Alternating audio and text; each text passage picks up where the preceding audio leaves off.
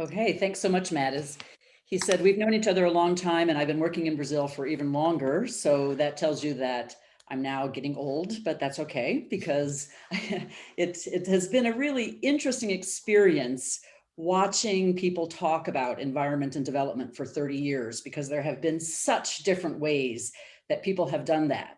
And so part of what I was thinking about with this book, which is scheduled to be released next month, is that it really is a nice moment to ask ourselves again, what is the relationship between environment and development? And is this an issue that can have positive win-win kinds of solutions? Or is it an issue that is deeply complicated? And the conclusion of this book really, if you want a sort of short version of it, is that it's deeply complicated. And I want to just start by showing you one of the places that I started to try to understand this question about renewable energy in Brazil and South Africa and what might be driving that. And it's really this first chart that shows you that Brazilian wind power is incredibly powerful. It had sort of a long, slow start, and then it started to really grow so that it's now about 10% of Brazilian electricity capacity. But Brazilian solar power is that bottom line that starts only in 2014 and is by far and away one of the least successful of renewable energies in these two countries. And the South African wind and solar power started out quite well, much like the Brazilian case, but then dropped off. So a big puzzle for my book then is really just to understand this empirical puzzle of why is it that the outcomes would be so different for what I think we often talk about in fairly simplistic terms as renewable energy, which is a good thing. It's good for the environment and good for development. And I think a lot of our existing literature talks as though there's a particular approach to wind and solar power that is often through the lens of climate change. So if you listen to scientists or you listen to people like Greta Thunberg, they talk about this planetary boundary of climate change. They talk about the need to take immediate action to try to respond to climate change. They talk about how that's such a motivation for what's happening in the sector. And it's an approach that would lead one to expect or to hope for a lot of wind and solar power and a lot of both of them. But the approach that I've taken in the book is that I think this is actually a political economy question, that climate change is only a part of the answer to what's happening with wind and solar power, but that in fact, the growth of renewable energy is a phenomenon that responds to basic structures of political and economic interests in countries, in that the kinds of energy transition that we get or that we don't get really depends on coalitions that are built in between state and society actors, that are built out of interests, but also are dependent on existing institutions and power relations among all of them. So it's a much more complex story than I think we often hear about renewable energy, which is often just this fairly simple set of arguments about how good it will be for addressing climate change.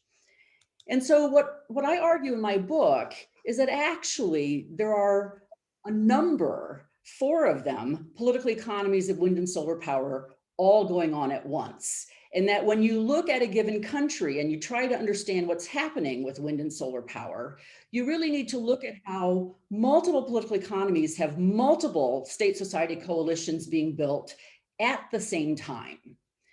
And my argument is that the climate change one is important. So it has this basic interest structure that I talk about here.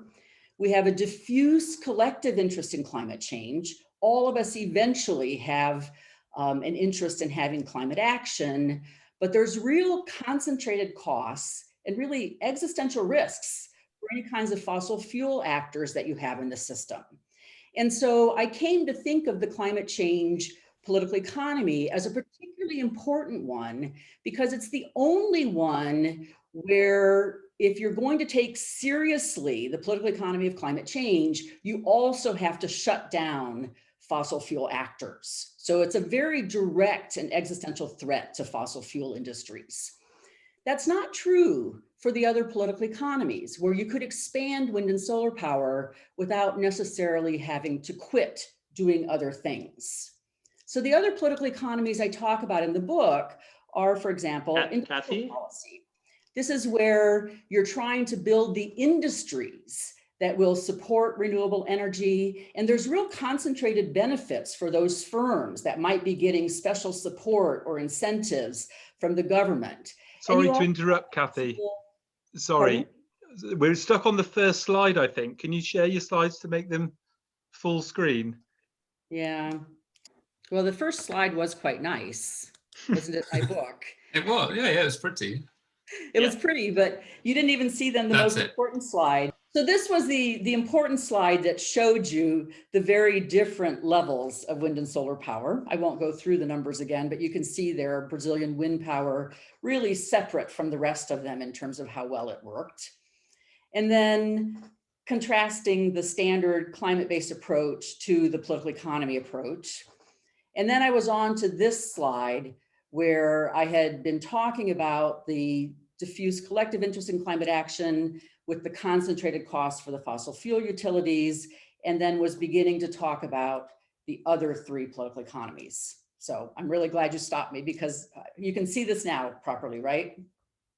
Okay. So then here you have these other three political economies that I look at in the book. And the second one of them is, as I was saying, industrial policy, where there are some real benefits for the firms that are being developed through industrial policy, and then possibly more diffuse benefits also for whole national economies. One of the reasons that states put money into renewable energy is because they're expecting positive economic benefits like jobs, like the possibility for innovation and the like. And then there is the political economy of distribution and consumption issues. And this reflects the fact that electricity is, of course, not only produced, but it's also consumed. And so here, this is a chapter that looks a lot at cost issues because renewable energy has historically been more costly. And so it looks at how those more diffuse costs might be spread across consumers, and then also suggests that there might be some concentrated benefits for people who don't yet have electricity, but some concentrated costs for consumers in the economy that are actually very heavy electricity users. And then the final political economy is the one that reflects the fact that ultimately wind and solar power plants are infrastructure projects. They need to be placed in particular communities, and there can be a lot of conflict around those infrastructure projects and their locations. And here, there's a lot of actually dispute in the literature about whether there are more benefits that come to the local community or whether there are more costs where local communities are asked to bear particular costs of having an infrastructure project in their community. And so my argument in the book then is that if you want to understand what's happening with wind and solar power, you actually should be looking at multiple of these areas at once. And that in each of them, there's a really different structure of interests. In each of them, there's a different set of actors that's invoked. And then there's a different political economy for that issue. So just to give you one example, when in the climate change political economy, it's typically a national environmental ministry that would be involved. But environmental ministries don't handle industrial policy. Economic ministries handle industrial policy. Utilities handle distribution. Environmental ministries get involved again in the siting question with environmental impact assessment. But the point is you've got all of these different processes happening at the same time. And that gives one final question then in the book, which is how do those fit together? Do the different political economies actually reinforce each other? Or do they in some ways contradict each other? Like maybe you have a policy that is in favor of action on climate change, but it's undermined by an industrial policy that you have that supports fossil fuel industries. And so there's this final question then about how do these political economies interact? How do they interlock in order to create a particular holistic national political economy of energy transition. But my argument is that looking only at climate change really is not enough to understand what's happening, especially when you're looking at middle income and developing countries that have really substantial economic interests of the kind that show up in some of the other chapters. So let's start with the climate change political economy, because I do think this is a particularly important one where, because again, it involves really rolling back a fossil fuel industry if there is one. And you can see the South African greenhouse gas emissions there on the left, and that top line is energy. And what that tells you is that almost all of South Africa's greenhouse gas emissions come from its coal-based energy sector. So if you look at that left-hand side, South Africa really cannot address climate change unless it takes on the fossil fuel sector. But on the other side, the Brazilian side, the top line there, most of Brazil's greenhouse gas emissions come from deforestation and land use. And in fact, less than 3% of Brazil's greenhouse gas emissions come from the electricity sector. So it's really quite difficult in the Brazilian context to address climate change through electricity because the electricity sector is already with fairly low levels of emissions. But you can see then the important contrast between the two countries, because the climate change political economy is a really volatile political economy for South Africa, because it means taking on a set of really powerful coal-based actors.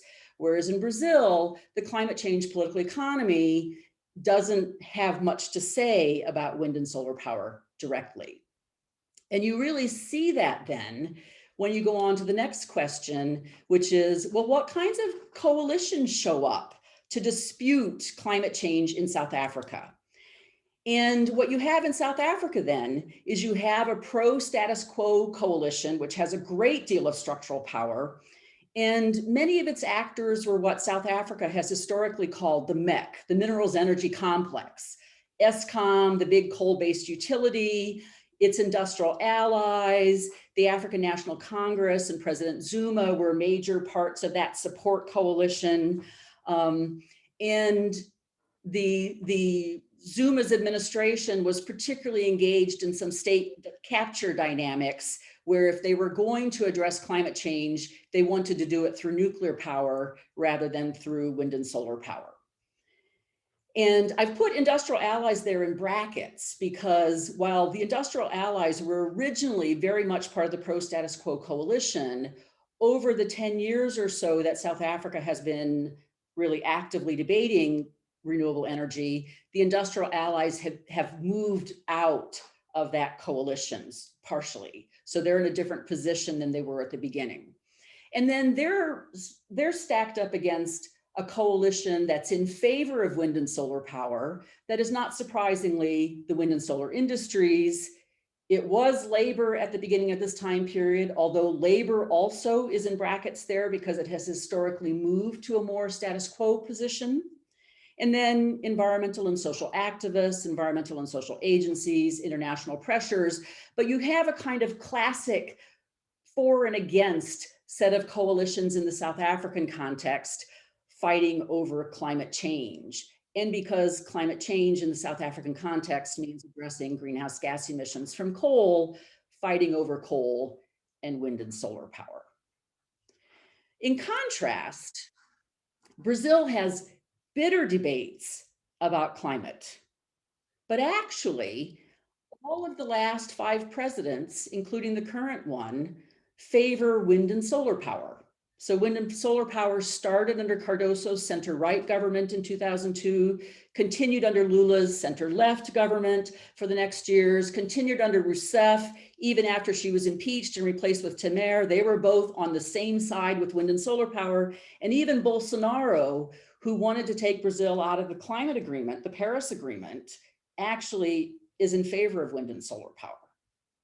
So this is a context where Brazil looks really different because wind and solar power doesn't have that same really galvanizing pro and con coalition.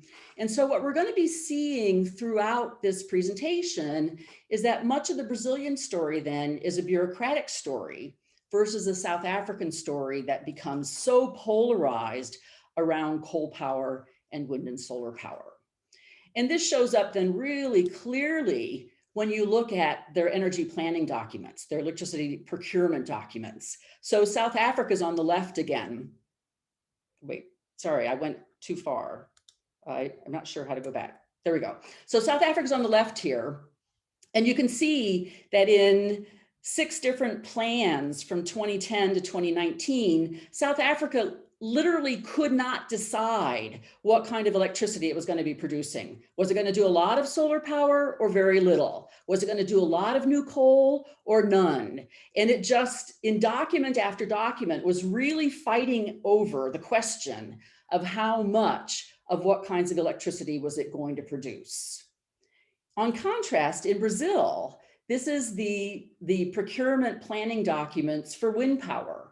And as you can see in Brazil, it's just every year starts at the current reality and then maps out the next 10 years. And you can see that year after year, they just plan to do more and more wind power. But then there's this next slide, which is wind and solar power in successive 10-year plans in Brazil.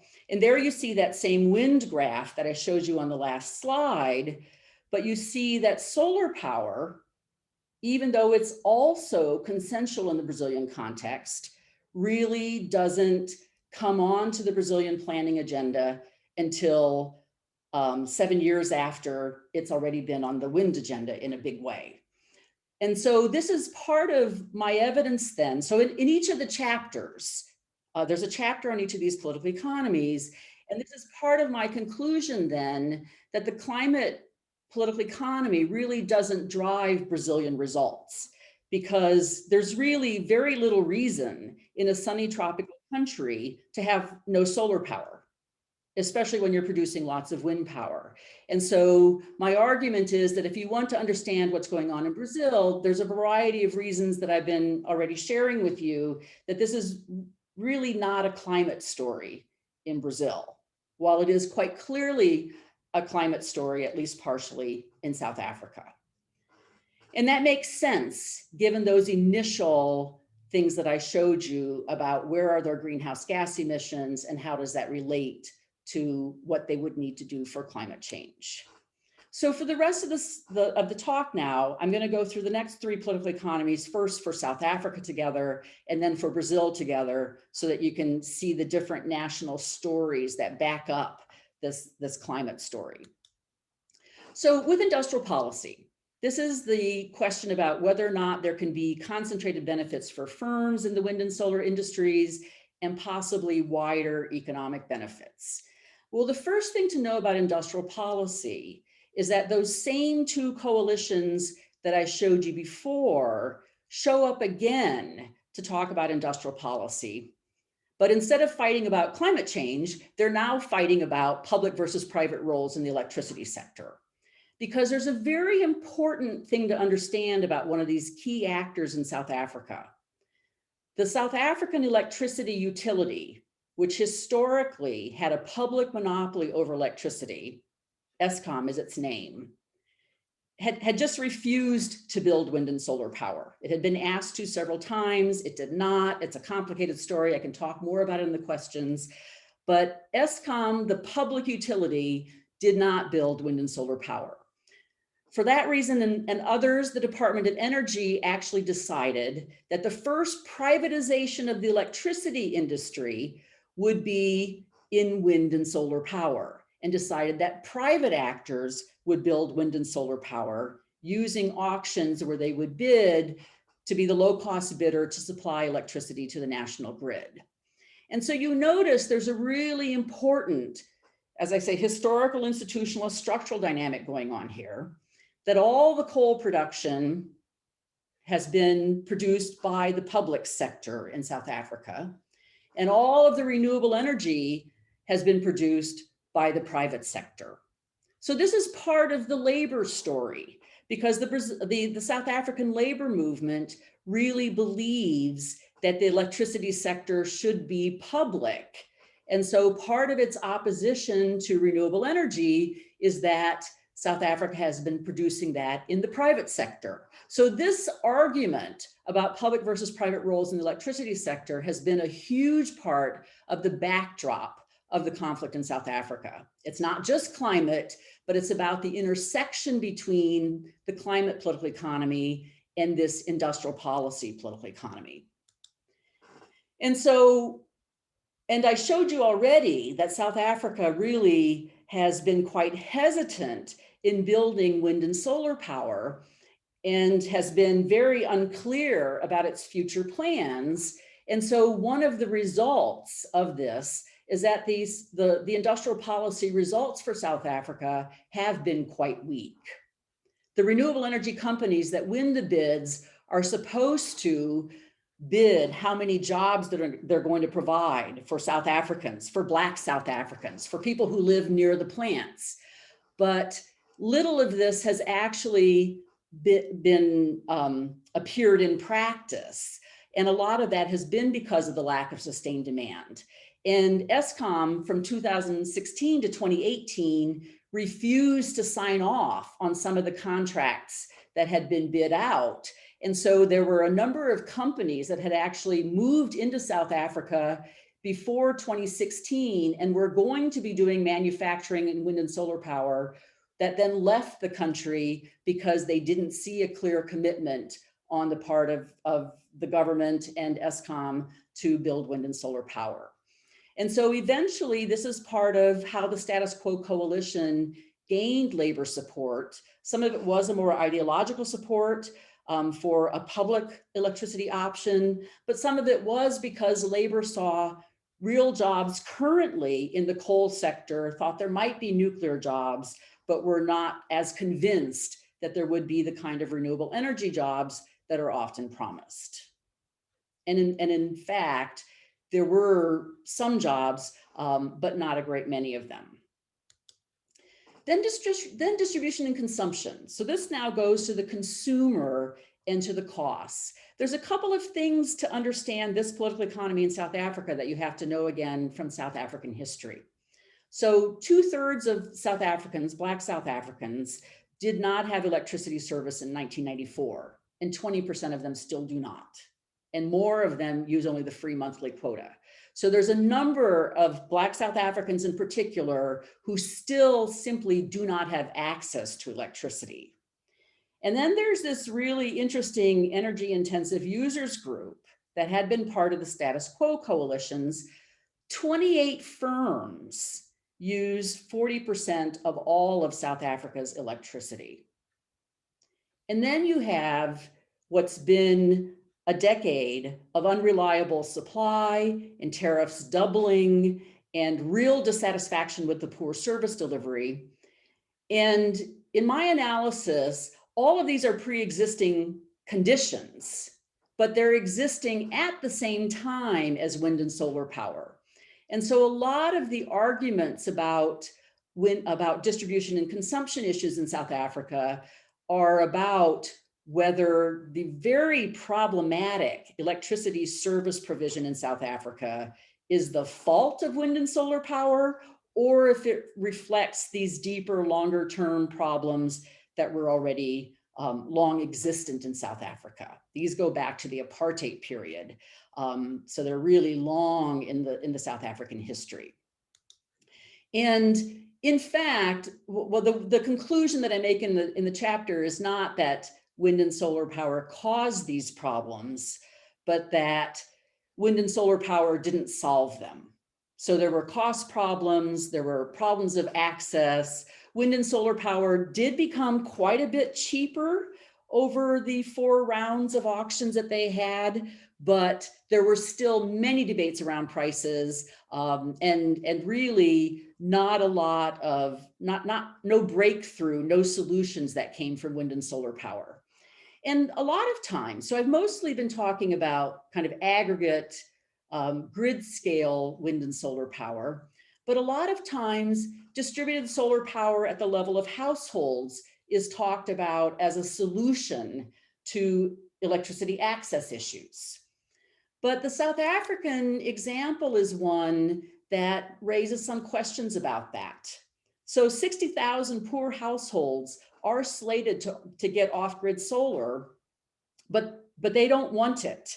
They actually want to be on the grid because the solar installations that come with this off-grid solar give people 4 to 6 hours of a light in the evening, the same hours of TV access and cell phone charging. And if you think about your life and you think about whether or not 4 to 6 hours of electricity for a bit of things in the evening would actually meet your electricity needs, you can see why there's an increasing criticism of that in the South African context, that that's not an adequate kind of electricity provision. It may be better than nothing, but most households would prefer to have the grid.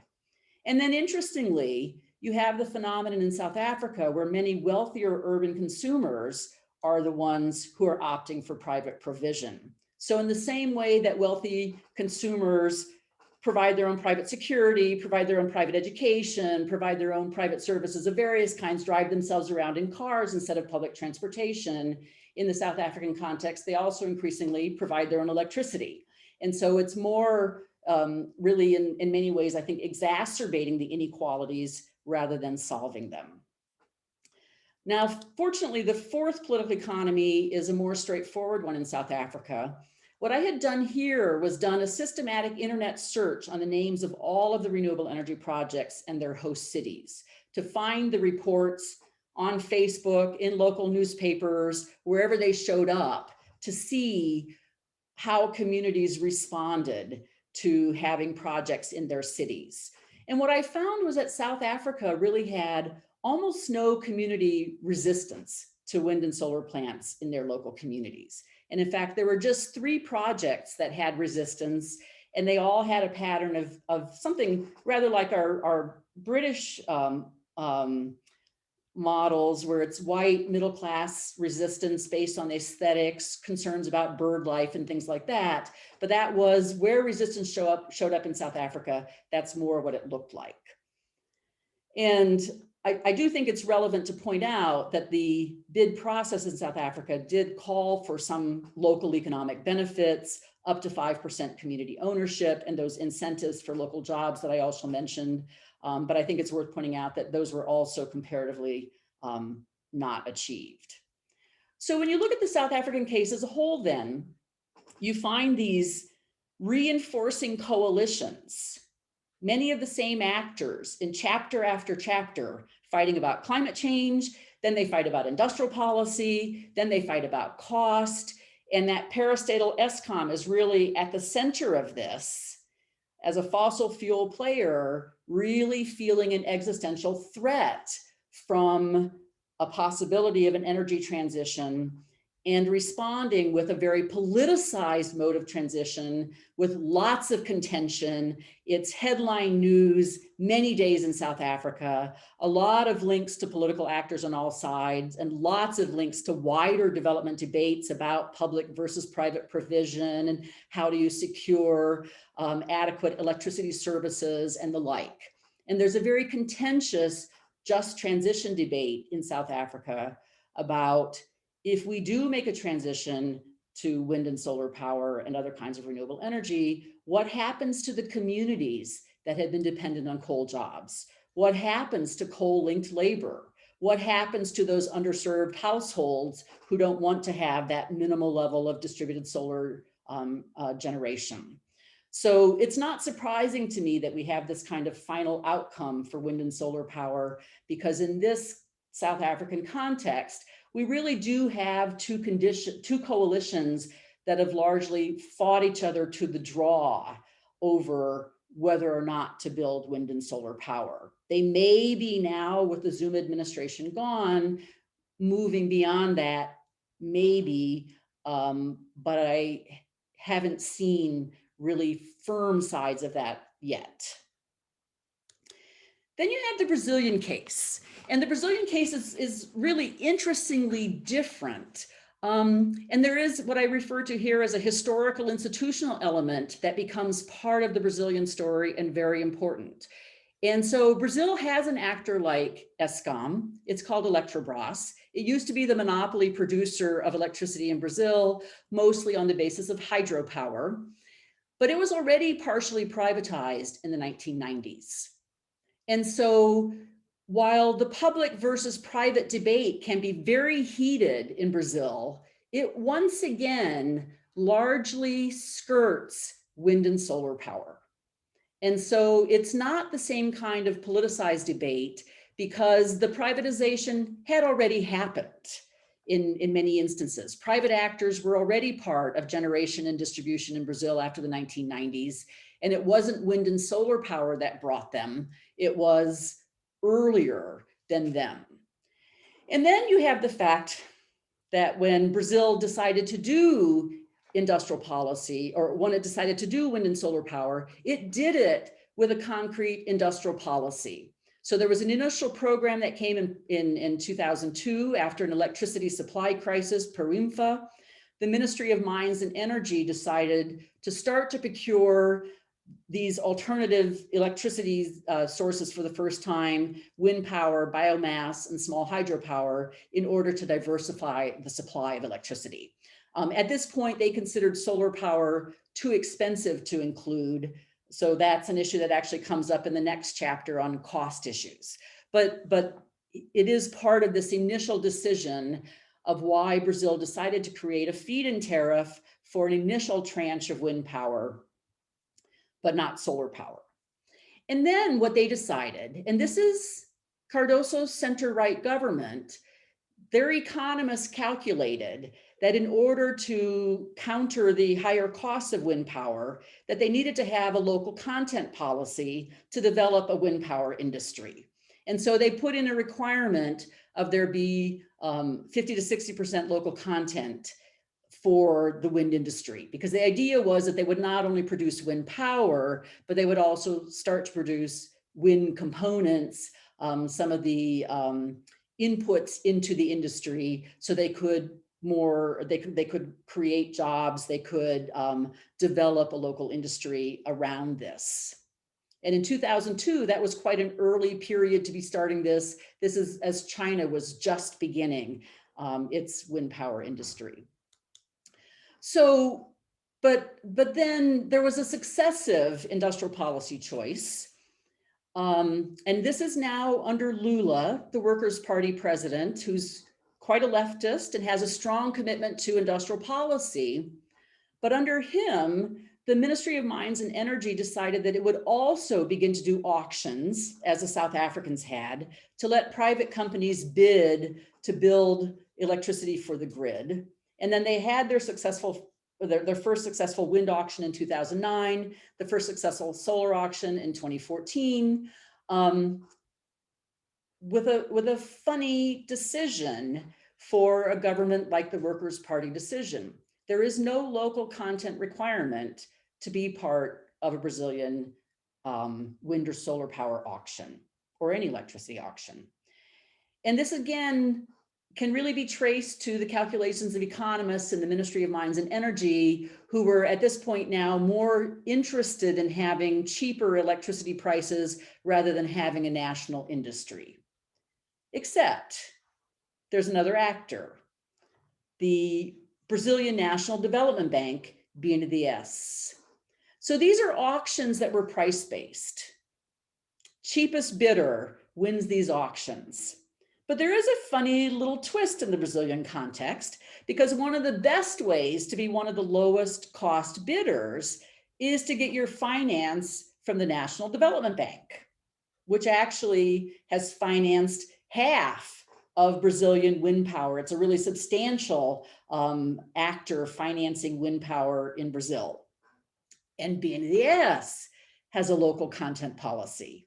And so even though the auctions didn't require local content, if you wanted to win the auctions, getting supplies that were on the BNDES list was one of the best ways of doing that. And getting on those BNDES lists was one of the best ways of actually getting finance for developing your own industry, as well as finance for the firms that were building the wind power plants themselves. So the local content policy in Brazil kind of got smuggled in from behind through the finance element, but was really quite instrumental for the wind power industry in Brazil.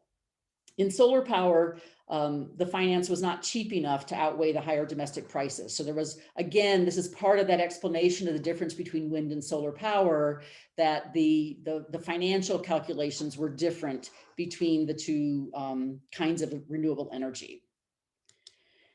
And so this is where I think you can really say that the industrial policy chapter is a big part of explaining why Brazil has so much wind power and so little solar power. Some of it is about the existing industrial structure. So Brazil, for example, has been building airplanes for decades.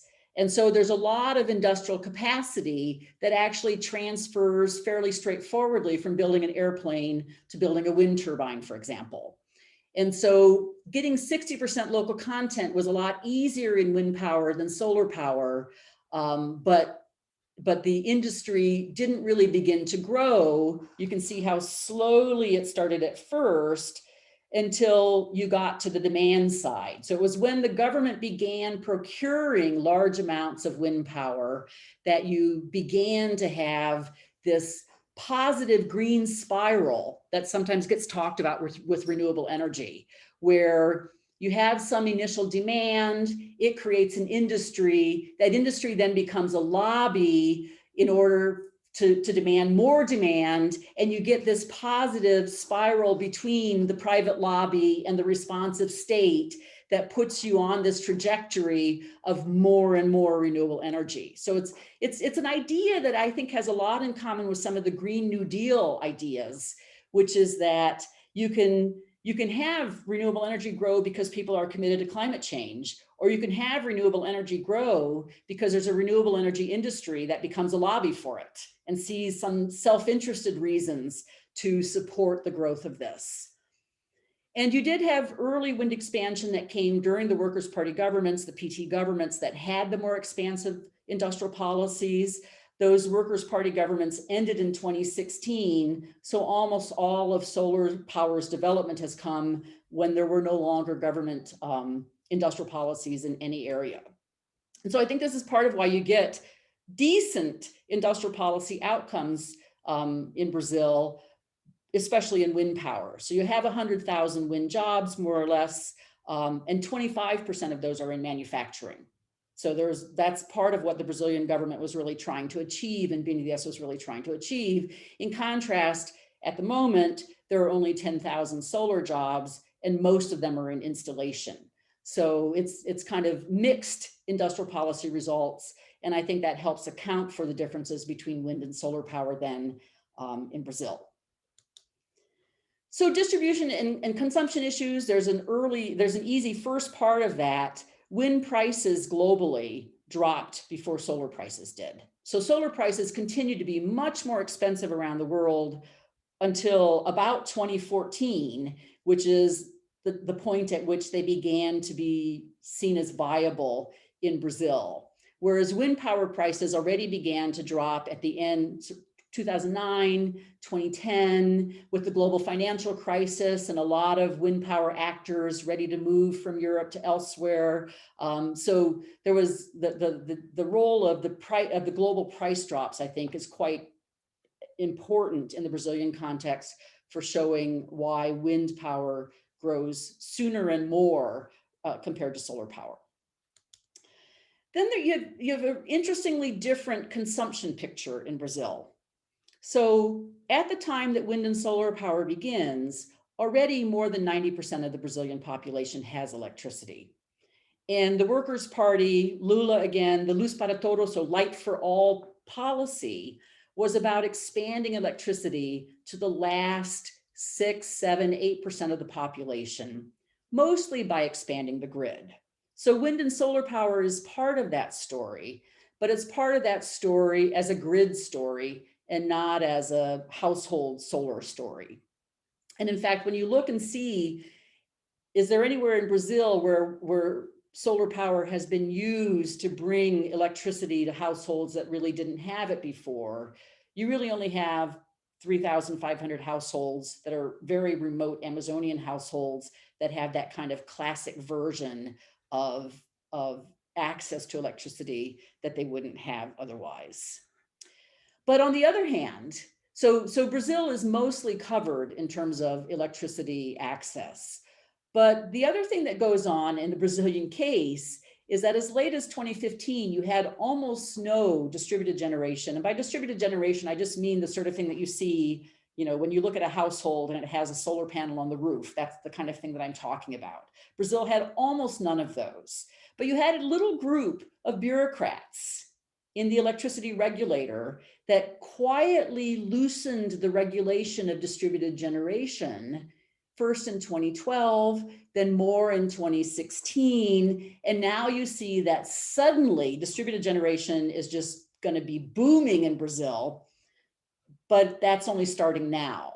So when that happens, the solar story is also going to be picking up. But again, it's not about politics. It's not politicized. It's a bureaucratic story in many ways.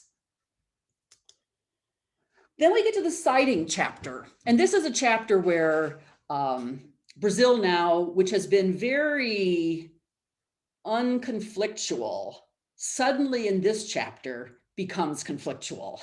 So I did my same search on the names of projects and cities, and there are 77 cities that have wind power in Brazil. And in 19 of those cities, I found really serious contestation over wind power, communities that really did not want wind power. And most of those challenges are in the poor northeastern region of Brazil. And it's interesting, it's a very different set of reasons behind these community challenges. A lot of them are about livelihood strategies. A lot of these, or land tenure, because a number of these initial, especially the initial projects for wind in Brazil, were along coastal communities. And so areas where populations might have historically had access to the ocean and could do fishing, for example, or had small tourist locations, now populations might be fenced off from their access to their historic livelihood opportunities. So those kinds of livelihood strategies, arguments over land tenure. This is in the historic slave region of Brazil, and there's a lot of what are called quilombola communities, which are the historic slave communities that had somewhat tenuous land claims that were often interrupted by these wind power plants in particular. And so you had some quite strong environmental justice framing over wind and solar plants in Brazil. Over wind plants, excuse me. Well, you had the environmental justice framing over all of them, but almost all the contestation was over wind power, with no contestation so far over solar power that I found. And interestingly, if you go to the south of Brazil, where there's also a lot of wind power, and it's much wealthier, and land claims are comparatively more settled, there it's much more likely that wind power plants are going to have their own Facebook page, that school kids go and visit them. So it's a really interestingly different politics of wind power in different parts of Brazil. So there's a lot of contestation over wind, but I would remind you that wind is also there's more wind power being built in Brazil than any of the other kinds of electricity. So the contestation is clearly not stopping the projects. So we get then this rather different national pattern in Brazil. And you have, I don't know if this came across in my talking here, but the different political economies were largely self-contained. There were different actors that showed up in each chapter. It wasn't like the South African case where the same actors showed up in chapter after chapter. In this was much more self-contained political economies.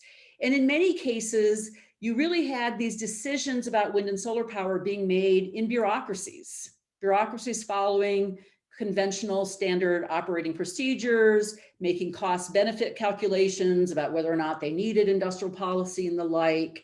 But much of the action was in the bureaucracy. Wind and solar power have rarely reached front pages of newspapers in Brazil.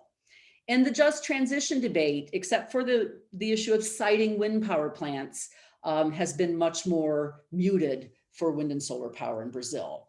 And my suggestion is this is maybe a likely outcome in places where fossil fuel players are more absent. So if you take these together, and this is where I go out on maybe a bit of a limb in the book, I suggest that maybe we need to think about varieties of national energy transitions, and that there might be at least two broad patterns, that when you have electricity that has that's based on fossil fuel, that has defenders who see an existential threat, that you're going to get a politicized mode of transition with a lot of contestation, political actors get involved, lots of big debates about public versus private and the like. And that is what you should expect if you're in that kind of situation where fossil fuel electricity actors see an existential threat to them from wind and solar power. But I think what the Brazilian case shows is that that's not the only way that energy transitions can happen. And that sometimes you can get quite big changes without lots of drama. That you can get quite big changes on wind and solar power through your bureaucracy, as long as you don't have a major fossil fuel actor that is defending its position. So I'm very curious to hear what you all have to say about that. I can't see if I overran in time, but I'm going to just show you this one last slide and tell you that you can have a 20% discount till the end of the month on the book if you want to order it now. But I will end with that.